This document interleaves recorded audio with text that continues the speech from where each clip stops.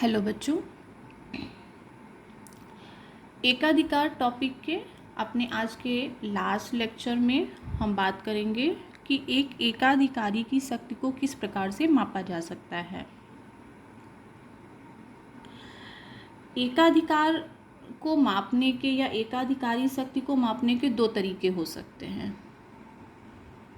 पहला तरीका जिसके बारे में हम बात करेंगे और जिसको प्रोफेसर एपी लर्नर ने दिया है, उसके अनुसार एकाधिकार में जो कीमत होती है वो हमेशा सीमांत लागत से अधिक होती है, क्योंकि एकाधिकारी अपनी कीमतों को सीमांत लागतों से अधिक निर्धारित करता है और उसका जो मेन एम होता है एकाधिकारी का वो भी होता है मैक्सिमम प्रॉफिट गेन करना।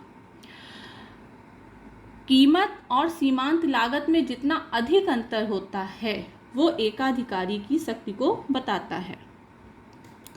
दूसरा तरीका ये है कि पूर्ण प्रतियोगी बाजार में जो सुपर नॉर्मल प्रॉफिट गेन होता है और एकाधिकार बाजार में जो सुपर नॉर्मल प्रॉफिट गेन करता है एक एकाधिकारी, दोनों सुपर नॉर्मल प्रॉफिट्स में हम तुलना करते हैं, उस दोनों के अंतर को निकालते हैं और इस प्रकार भी एकाधिकार शक्ति को मापा जा सकता है।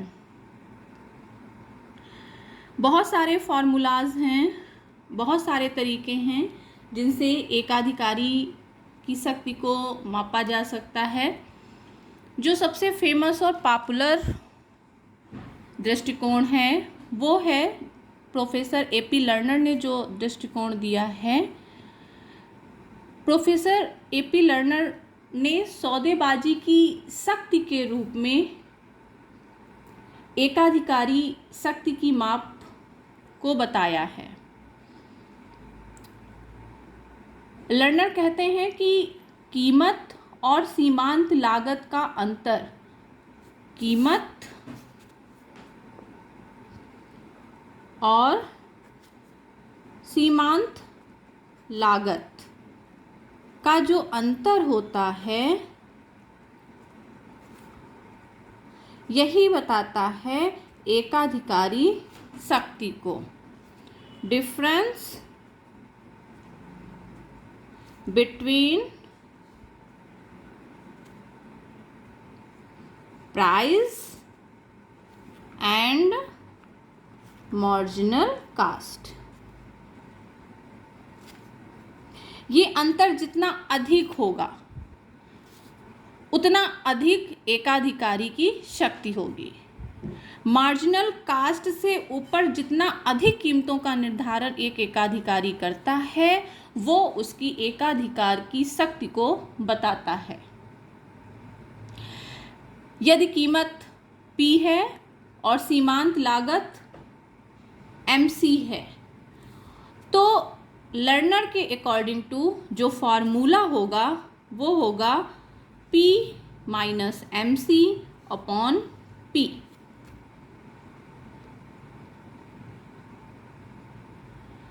एक प्रतियोगी विक्रेता के पास एकाधिकार शक्ति बिल्कुल नहीं होती है। हमें पता है कि पूर्ण प्रतियोगिता में, क्योंकि जो MC यानी कि मार्जिनल कास्ट है उसके बराबर ही कीमत एक पूर्ण प्रतियोगी बाजार में एक विक्रेता ले सकता है, तो वहाँ पर एकाधिकारी शक्ति शून्य हुई। क्यों? क्योंकि पूर्ण प्रतियोगी बाजार में जब हम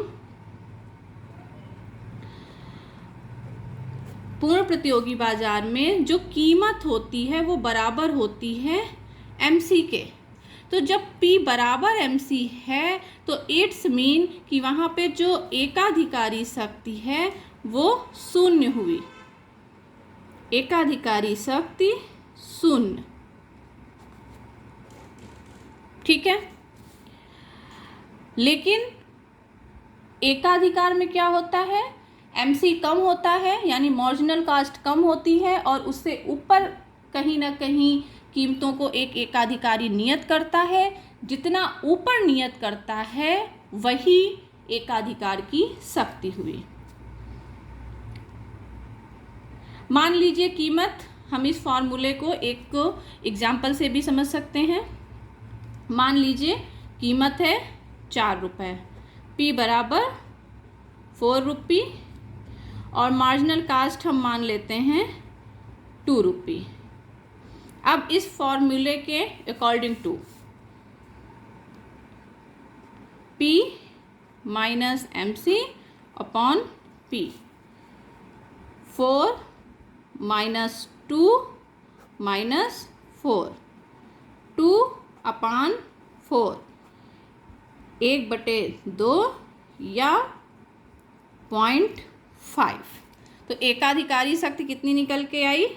0.5। एकाधिकारी शक्ति जो होती है वो हमेशा 0 से 1 के बीच में होती है।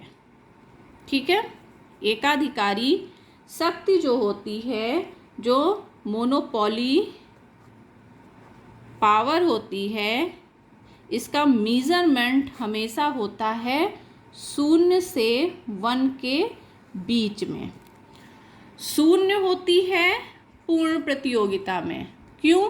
क्योंकि वहाँ पे P बराबर MC होता है और एकाधिकार में सबसे अधिक MC और P में अंतर होता है।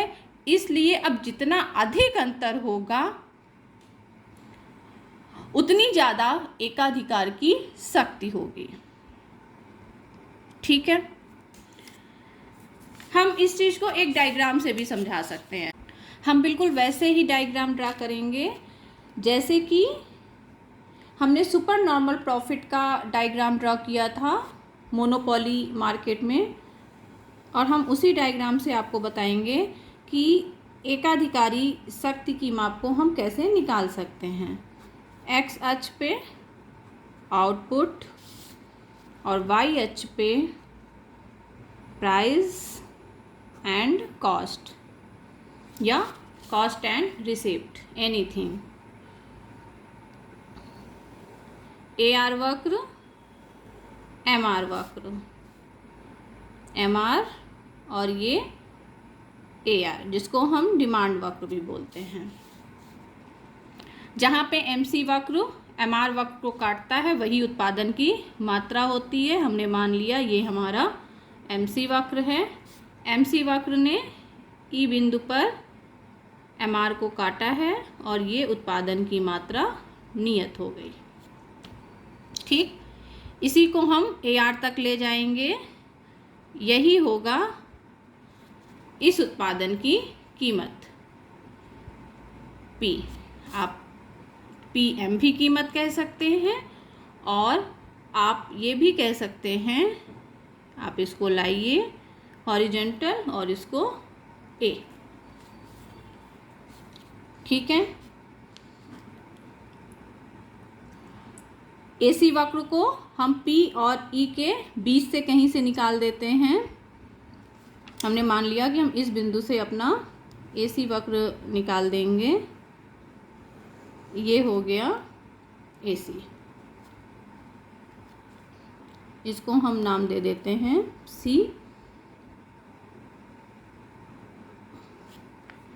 सुपर नॉर्मल प्रॉफिट हमारा ये एरिया निकल के आ गया। लेकिन हमें यहाँ बात सुपर नॉर्मल प्रॉफिट की नहीं करनी है। हम यहाँ बात कर रहे हैं कि मार्जिनल कॉस्ट से P यानी कि प्राइस जितना अधिक होता है उतना एकाधिकारी की शक्ति होती है। तो हम इसको डायग्राम से कैसे समझ सकते हैं? ठीक है, मार्जिनल कास्ट कितनी है? PE। मार्जिनल कास्ट कितनी है? PE। कीमत कितनी है? PM। P बराबर कितना है? PM, चाहे आप PM कहें और चाहे OA कहें या AO कहें, एनीथिंग।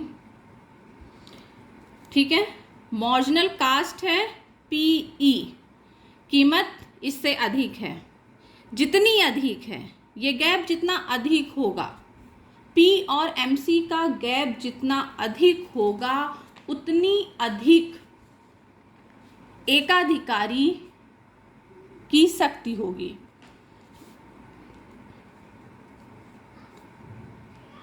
इसको हम ऐसे भी कह सकते हैं, मार्जिनल कास्ट है पीई, कीमत है पीएम अपॉन पीएम। ये गैप जितना अधिक होगा, ये रेशियो जितना बढ़ता हुआ होगा, उतना ही ज़्यादा एकाधिकार की शक्ति एकाधिकारी के पास होगी। ठीक है, तो लर्नर ने कीमत और मार्जिनल कास्ट के अकॉर्डिंग टू एकाधिकारी शक्ति की माप का अपना फॉर्मूला, अपना दृष्टिकोण प्रस्तुत किया है। जितना ज़्यादा गैप P और MC के बीच में, उतनी ज़्यादा एकाधिकार की शक्ति। एकाधिकारी शक्ति को 0 और 1 के बीच में मापा जाता है। 0 होता है जब पूर्ण प्रतियोगी बाजार होता है, और 1 मैक्सिमम डिग्री को दिखाता है, maximum degree of monopolist power. ठीक है, जितना अधिक गैप होगा उतना ज़्यादा एकाधिकार की शक्ति होगी। आई होप कि आपको ये बात समझ में आ गई होगी। Thank you.